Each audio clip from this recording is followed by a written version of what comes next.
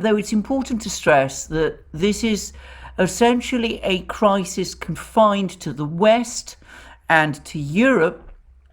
Once upon a time, a crisis in Europe of this nature would have been an all-dominating event, one which would have consumed attention in every country. But this is no longer quite the case anymore. I was reading a very interesting article by the British academic Martin Jakes, who's now based in China and who writes for, amongst other places, the Chinese newspaper Global Times, who makes precisely that point. He points out that with the change in the world economic and geopolitical environment, the United States, Europe, Russia, all of these parts of the world which dominated the 19th and 20th centuries just don't have the kind of effect, that don't have the kind of dominance, global dominance, which they once did. And by the way, and this is a topic for another video, this is going to have important bearing on the playing out of the sanctions war. I would just add to all of that that there's increasing indications, including a recent article which I read in the Washington Post. I'm not going to read extracts from it. The Washington Post takes a very tough line on the fact that its articles are paywalled, and so I prefer not to encroach too far on that by reading extracts from an article. But suffice to say that it turns out that the Western powers, including the United States, were disappointed by the recent debate in the UN Security General Assembly over Ukraine.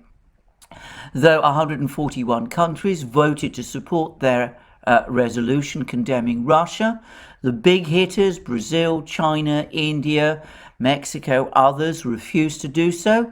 And on top of that, it's becoming increasingly acknowledged that even amongst those countries which did vote for the resolution, many of them simply were going through the motions, and that actual support for the Western position was rather thin.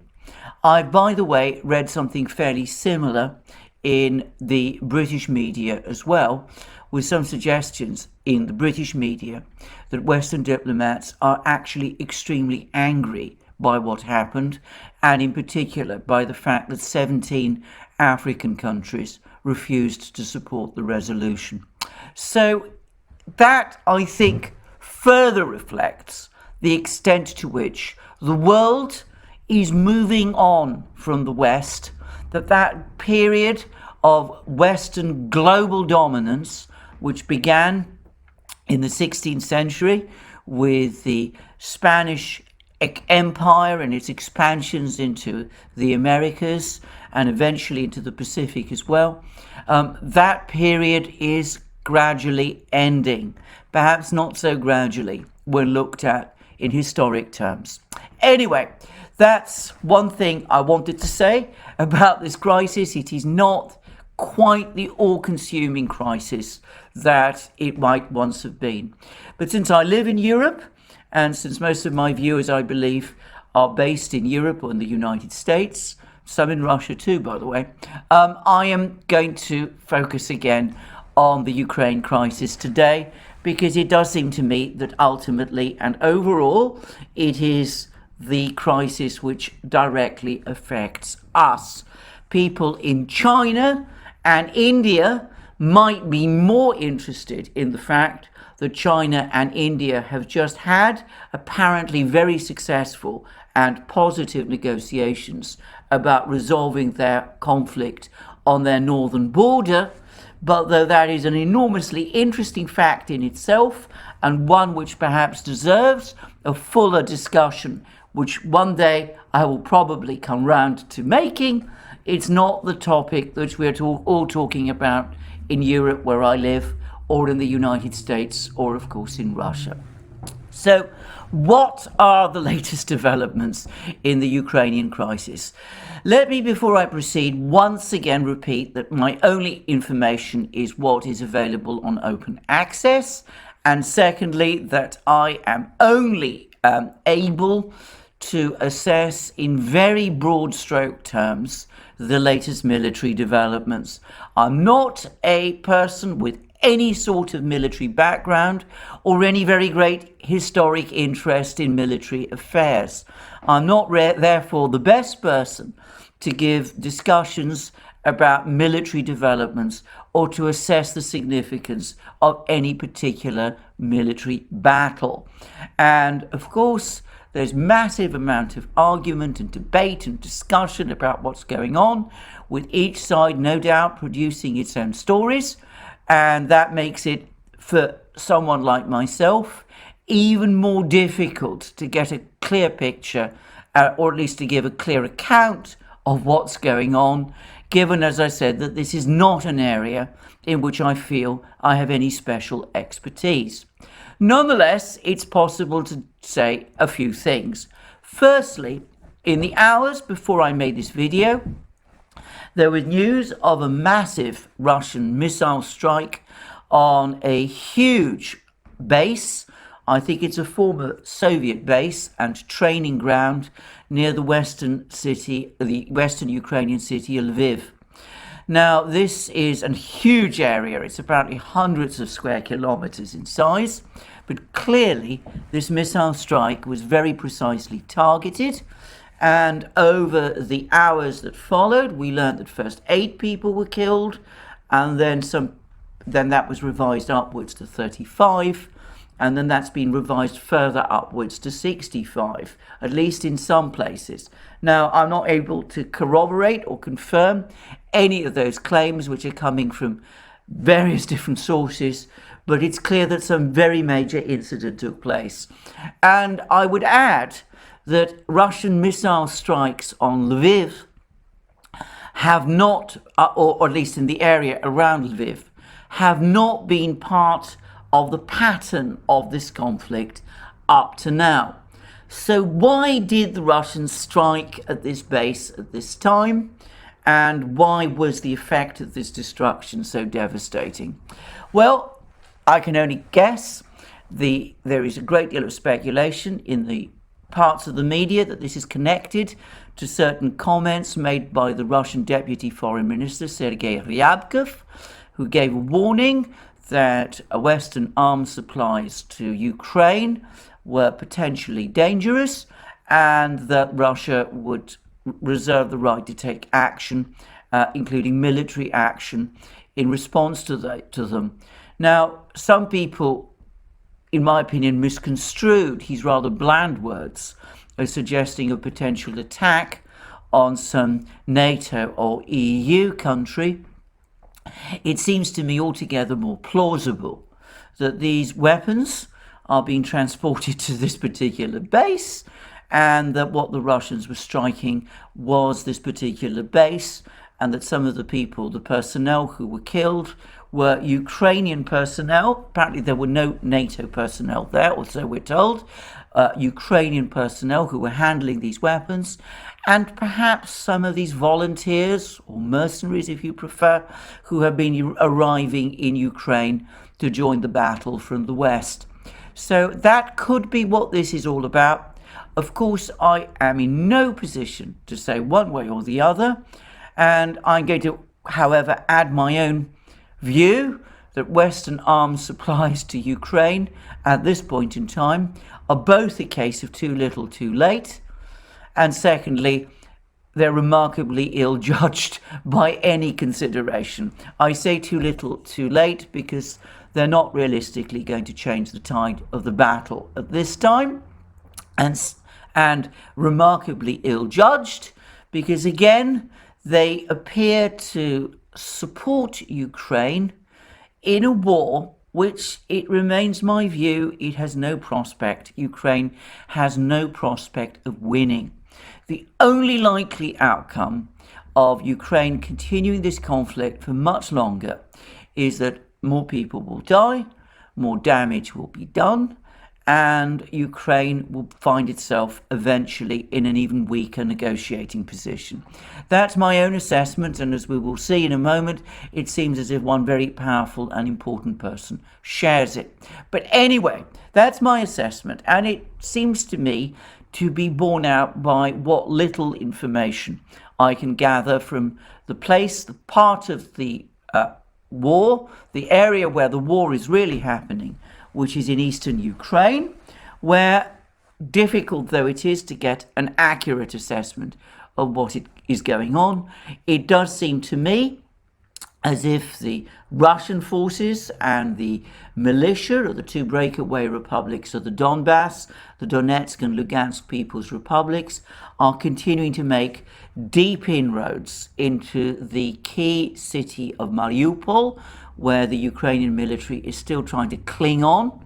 There's some reports, by the way, that those Ukrainian troops are now starting to run short of supplies. They are, whatever the truth of that, entirely encircled. Nobody, I think, disputes this. And where both the Russians and the militia of the two republics have also been extending the areas under their control following their capture of the important town, the strategically important town of Volnovakha. Now, as to the latter, I should say that its capture has been confirmed by Zelensky himself, President Zelensky of Ukraine himself, and it was briefly the subject of a lead article in the London Times, which spoke of the town having been comprehensively destroyed. So I don't think there's any doubt that Volnovakha has indeed fallen to the Russians and to the militia, and that they are advancing beyond it. And I've also read in a place which I have to say, I'm going to say straight away, it's a Russian influence source, and I don't regard this information as reliable, but I did read that the cauldron around the Ukrainian forces in eastern Ukraine has not only been closed shut, but that the various forces, the Russian forces, are now blocking all the roads so that there is no means any longer to escape from these encirclements, these cauldrons. The last point, by the way, about these Russian forces actually meeting and closing the trap, a bit like Stalingrad, I suppose, that I want to stress, I've read very much in passing somewhere, and I can't corroborate or verify it. I don't know. But that these troops, these Ukrainian troops in eastern Ukraine, are in effect encircled. I think that's basically been true now for several days. Further west, around Kiev and Kharkiv, it seems to me that the Russians are biding their time. They're still surrounding some of the most important cities, Sumy, Chernigov, and most of Kharkiv, and they've very gradually been extending their control of the areas around Kiev, though the city is not yet entirely encircled. But it seems to me that the level of fighting in these areas is at a relatively low level, and I have to say straight away that I think that is because the Russians have chosen to keep it that way. The major focus of the fighting, which is very fierce, is not around Kiev or Kharkiv or Chernigov or any of these places where the Western media are based. It is in the southeast of Ukraine, in what was the area of the Donbass, which of course is now nominally broken away, and where Mariupol is being increasingly closely invested, and where the Ukrainian army in the Donbass is now almost entirely, or perhaps entirely, encircled and facing eventual defeat. So that's where the main focus of the battle is happening, or so at least it seems to me. Now, the fact that there is a gathering military crisis in eastern Ukraine, I suspect, is what explains a lot of the diplomatic activity which we have seen over the last couple of days. The first is that we've had telephone calls, or rather a video conference, between Putin and Olaf Scholz, the Chancellor of Germany, who, by the way, I consider to be deeply responsible for the outbreak of this conflict, and Emmanuel Macron of France. That was a tripartite conference, and it seems that the French and the Germans came to this meeting with Putin, trying to persuade him to agree to an immediate ceasefire, and he refused. Now, I say that because that's the indications that I'm getting from the media in Europe, though there's been an uncertain lack of release of information about this meeting. But I suspect that the reason for the urgency in seeking a ceasefire, which is, I'm sure, what has been happening, is that there is growing alarm, growing concern about the position, Ukraine's military position in Donbass and in Mariupol. So Western governments, which are undoubtedly well aware of the true situation in eastern Ukraine, are now doing everything they possibly can to try to persuade Putin and the Russians to declare a ceasefire in order to preserve these Ukrainian forces in eastern Ukraine, in Donbass.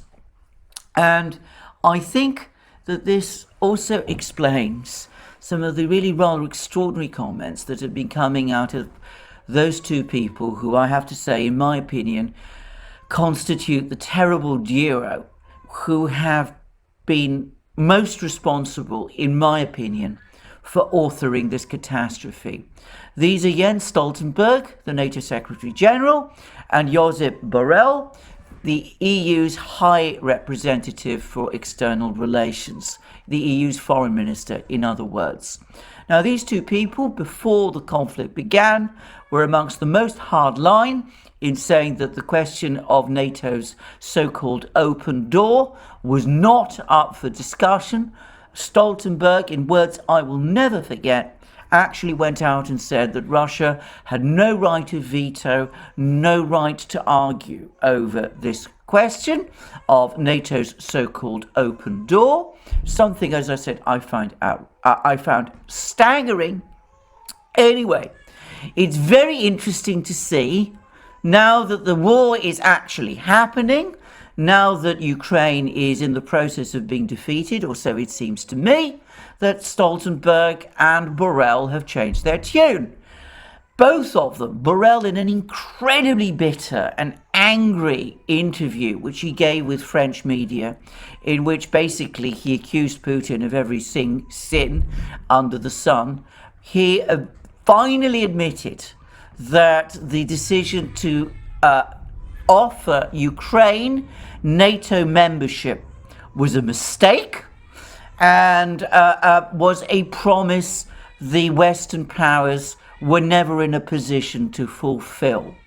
And Stoltenberg has now gone ahead and said that NATO membership for Ukraine was never on anybody's agenda, it was never intended, it was never expected to happen soon, and therefore, and for that reason, it's a shame, I suppose, that this war happened. All I would say is, if Stoltenberg and Borrell had said these things, which they are saying now, about the fact that Ukraine would never get NATO membership at any proximate time, or indeed at any time before this conflict started, and if they'd been prepared to give the Russians something in writing to confirm that, there is a high probability, I would say practically a certainty, that this war would have been avoided. And if it had been combined with a serious effort to make the Minsk agreements effective, to persuade Ukraine to fulfill its part of the Minsk agreements, which of course Ukraine always said it would eventually fulfill but never did, if that had also happened, and if Borrell and Stoltenberg and other Western leaders had actually talked to Ukraine to actually try to get it to accept that kind of reasoning and logic, well, again, I am sure We would never have had this war. Whoever one blames for this war, it seems to me that the responsibility of the Brussels bureaucracies of Borrell and Stoltenberg, of NATO and the EU bureaucracies, and of Borrell and Stoltenberg in particular, must be assessed as very high. And of course, the same must also apply to Western governments. Now, it's not just Borrell and Stoltenberg who are, of course, saying these things.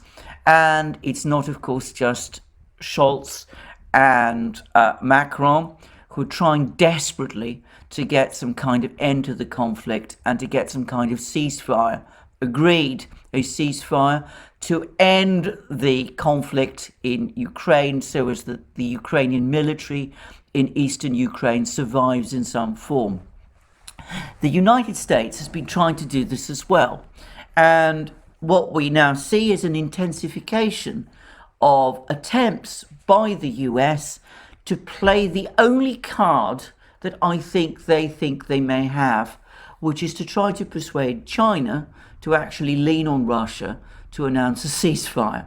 And that possibly explains why Jake Sullivan, NATO's, the US's, the administration's, in my opinion, deeply incompetent national security advisor, is now announced that he wants to meet Yang Jiechi, China's Xi Jinping's national security advisor, in Rome next week. The intention apparently is to discuss, or at least Sullivan's intention at least, is to discuss Ukraine. I suspect, and in fact I am sure, judging from everything I've been reading in the Chinese media, that if Sullivan thinks that he can persuade the Chinese to lean on the Russians to agree a ceasefire, he's going to be bitterly disappointed. In fact, I think what he's going to find is that the Chinese are going to stick to the position that they have taken all along, which is that the reason that there is this conflict in Ukraine is because of the West's determination to go on extending NATO eastwards and to reject Russia's request for legally binding security guarantees. And I think Yang Jiechi is going to say to Sullivan that it is not China's job to put pressure on Russia. That's not what the Chinese do. If the US has a problem with Russia, then it must negotiate with Russia and try to come to terms with the Russians directly. It's not China's job to be a messenger boy. And I expect that the Chinese, for their part, will come up with a whole list of points and concerns that they will want to make about the issue of Taiwan, where I would say that even as we are talking all about Ukraine, the situation has in fact become increasingly tense and is deteriorating, though nowhere near to the point of crisis that we've had in Ukraine over the last few months. So I think that Sullivan is heading for another debacle in his meeting with Yang Jiechi in Rome, and I think he's going to find the Chinese extremely unwilling to move in the kind of way that he wants them to. Anyway, that's what I expect. I said earlier in the program that there is one important person who appears to be trying to get the Ukrainians to accept reality, and that is Prime Minister Bennett of Israel. Now, I have to say here that we're getting lots of reports about what he's been telling the Ukrainians, but these reports, or even though they've been circulating in the Israeli media, have been contradicted by the Israeli government and to some extent by Ukraine itself, even though these reports originated with a Ukrainian official. But the story is that Bennett went on a private, or at least not exactly a secret or private, but a rather discreet visit to Moscow, had a meeting with Putin. It was a meeting about which neither the Israelis nor the Russians have disclosed very much, and Bennett afterwards supposedly telephoned Zelensky. And According to these claims, Bennett told Zelensky that Ukraine had no realistic alternative but to accept Russia's demands and sue for peace on that basis. And apparently Zelensky was deeply upset and said no, and said that he would not capitulate.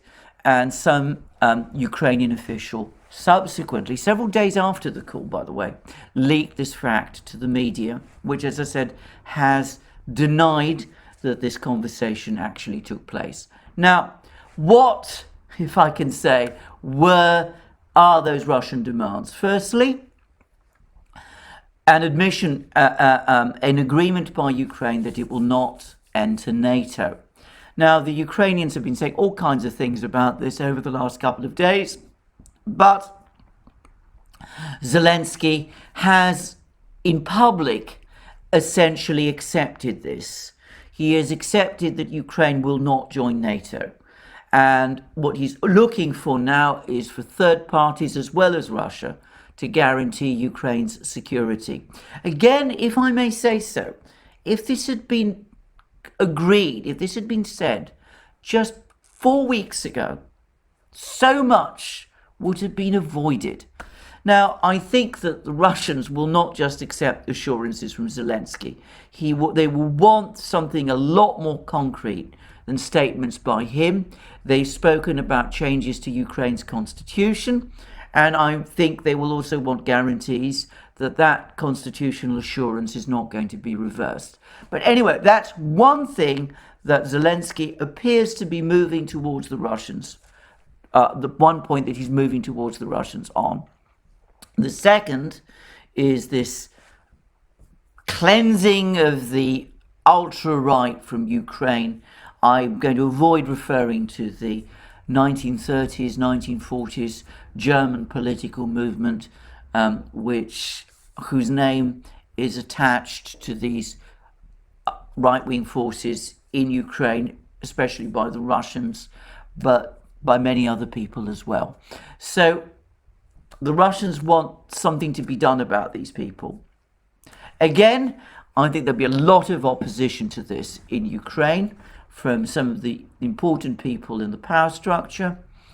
But I'm going to make a guess. I think that others would be far from averse to throwing these people, these ultra-right people, under a bus.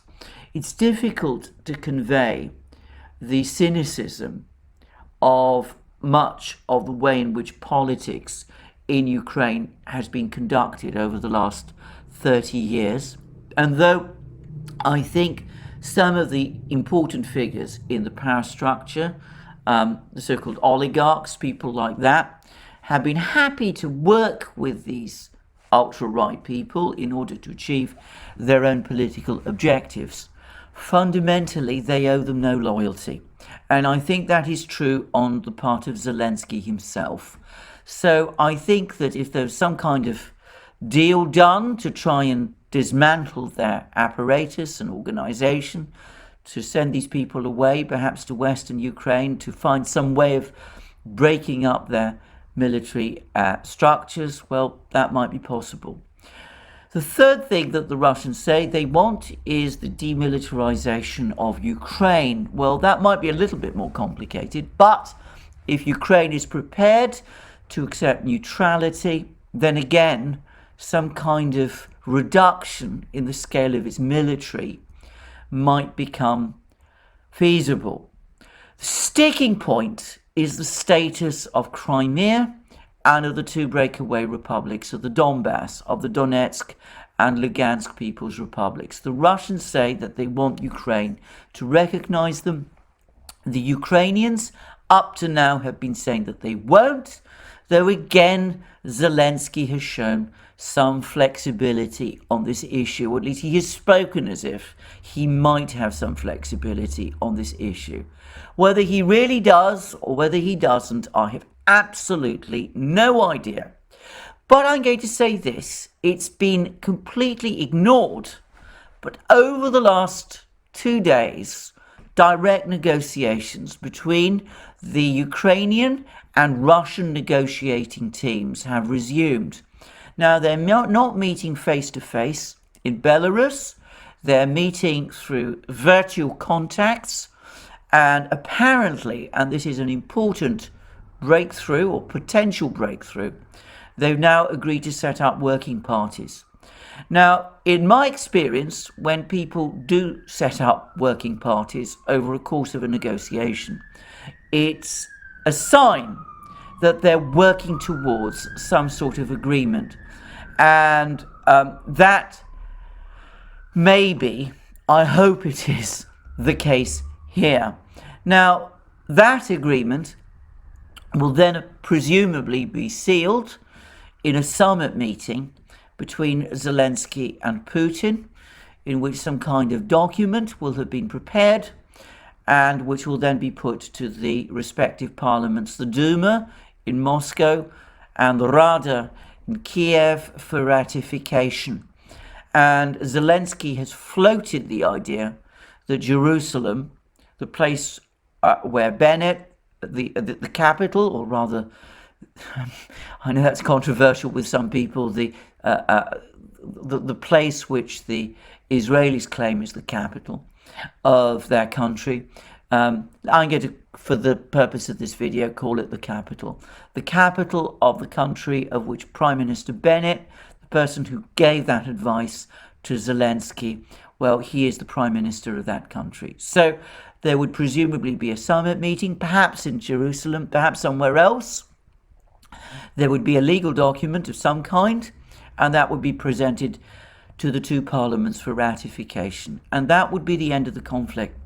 And it would be the end of a conflict on what I expect will be essentially Russian terms. It will mean the end of Ukraine's quest for NATO membership. It will be the end of the attempt to recapture the Donbass by force. And it will probably be the end, in fact, I'm no doubt about this, it will be the end of any thought of Ukraine trying to cling on to Crimea.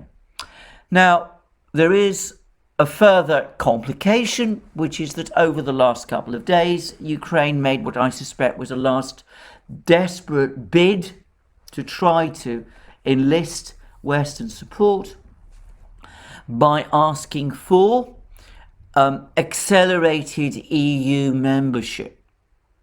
But it has become entirely clear that that too is not on offer. And I'm going to say it straightforwardly. It's possible that this initiative of Ukraine's EU membership might be revived after the end of this conflict. But I have to say realistically, I think that is extremely unlikely. It could be that this request for EU membership that the Zelensky government made was simply another way for that government to show to the Ukrainian people that in this conflict, Ukraine is, to all intents and purposes, left to itself, and that the Western powers, for all the brave talk that they've undertaken over these last few years, for all the sanctions on Russia that they have imposed, ultimately they're not prepared to stand by Ukraine in any way that is meaningful. So with the EU having rejected Ukraine's request for immediate membership, it seems to me that perhaps the last step has been taken in sorting out some kind of negotiation. Now,